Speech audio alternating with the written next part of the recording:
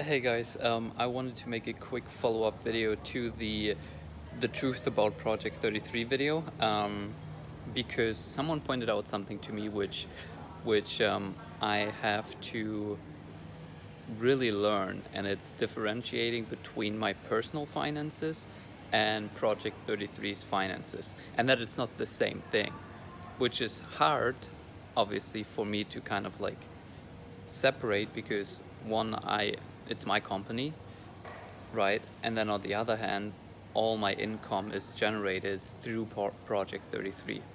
But it's important to notice that the correlation isn't direct, right? Like, if my personal finances are bad, it doesn't mean Project 33's finances are bad. And if Project 33's finances are bad, that doesn't have to mean that my personal finances are bad. For example, I could win in the lottery, and then Project 33 could be losing me money, but because I won in the lottery, my personal finances are doing amazing. Or on the other hand, Project Project 33 could be doing amazing, but because I'm just like spending extravagantly, and just buying cars and buying houses or whatnot, my finances are bad, even though the company is doing well. So I kind of conflated both of these things, and definitely both things are not at a point where I want them to be, right?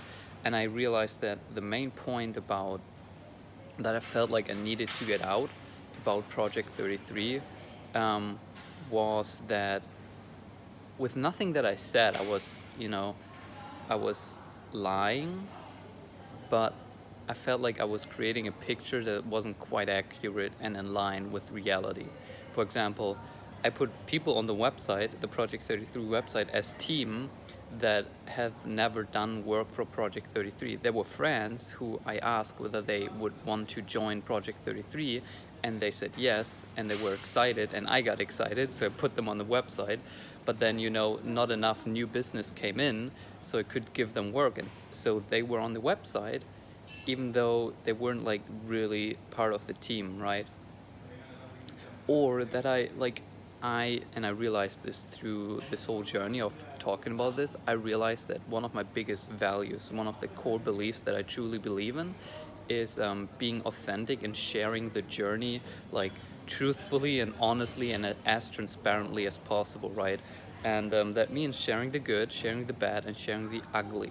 And I just felt like I haven't been doing that with Project 33 over the last couple of months. Like, I always shared when a client signed a new contract.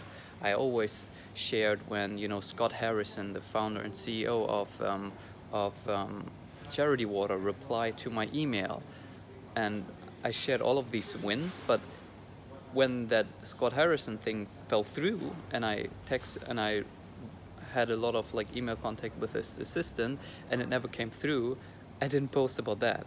Or when someone signed the contract, but then it fell through, or someone fired us as a client, someone fired us as, fired us, a client fired us, because they weren't quite happy with the results. I didn't share that. I always only shared like the good things and the wins, but I never shared when things weren't going so well. And obviously, like, I'm living this life here in Bali, living in a villa and living in this paradise, and like having this dream life, but never really sharing how big the struggle actually is and how hard it is. And that at some point while I was in Bali, I started running through savings because my main source of income, my only source of income, which is Project 33, my company, wasn't generating enough for me to be able to sustain my lifestyle. And um, and that's still the case. So for me, it was so important to just like put that out there, stop kind of putting up a facade, and making sure that I was in line. The things that I said were in line with what actually happened. And none of this means that Project 33 is a bad company. Like, I love Project 33, and we're actually working and have worked with some really, really interesting people, which I'm excited about. And we actually brought on 2 new people who signed the contract. But again, like, I'm at a point where I'm so pessimistic, I don't consider anyone a client until I see the money on my bank account, right? A contract signed for me, most of the time it means that they're a client, but not always. And so when I said we have one client, we have one client who's paying us on a recurrent basis right now. We have 2 more signed contracts. We have other people in the pipeline. You know, there are things on the horizon. I actually feel, even though, like I said, I am personal finances, I am at a point where I could, like, pretty confidently say I'm broke. I feel I'm in a good point because I feel like I have control again. I know what I'm doing. I know what I'm supposed to be doing. We're now doing a lot of cold outreach to people, and I feel like I see where we're going, and it's now just a matter of time, you know, to get back on track, to not even get back on track, but just, you know, grow it and make sure that I don't lose priorities, because I just lost priorities. Like, when I was in Bali, I was working all day, you know, I was busy. I was doing something all the time. Doesn't mean that it had any impact on the business and moving it forward. There were a lot of things that I did that were just a waste of time, and I realized that now, and I'm probably still doing a lot of things that are a waste of time, but now I feel like I'm getting a better grasp on things. And I think what's interesting is, like, this is something that pretty much everyone is struggling with.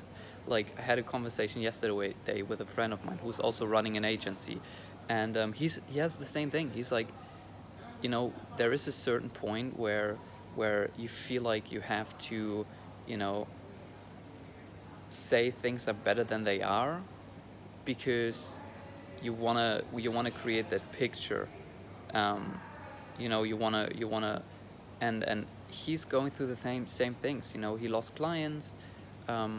He had amazing results in the beginning. He didn't get some results for some clients. Some clients dropped off. He realized, you know, he didn't have an impact as much as he wanted to, so he fired some clients. And, like, all of my friends, they're going through the same shit. It's just no one is talking about this. Like, that's, you know, what it actually takes. That what it actually is. Like, things aren't like win. It's like win, loss, win, loss, you know? And I want to share these losses more. And yeah, like, even my girlfriend, like, she worked at a big company in San Francisco, and they were legit. I mean, they got millions of funding, you know, but even there, it's a mess. Like, every startup is a mess. That's what startups are, you know, and but everyone's pretending like, you know, it's going amazing. So yeah, that's just what I wanted to share. There's a big difference between my personal finances and Project 33's finances. Both are not at the point where I want them to be, but only because my personal finances are not doing great doesn't mean Project 33's finances are not doing great, and vice versa.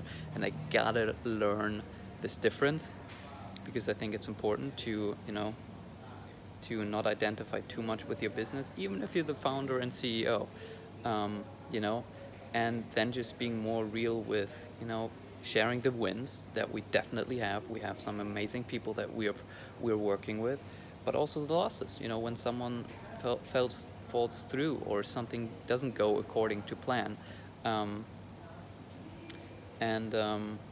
Yeah, that's just the update or the follow-up that I wanted to make to give some more details on a couple of things. Let me know your thoughts, obviously, what you think about this, and then see you in the next video. Peace out. Hard to wake up when there's no alarm to wake you up. Sitting, breathing, do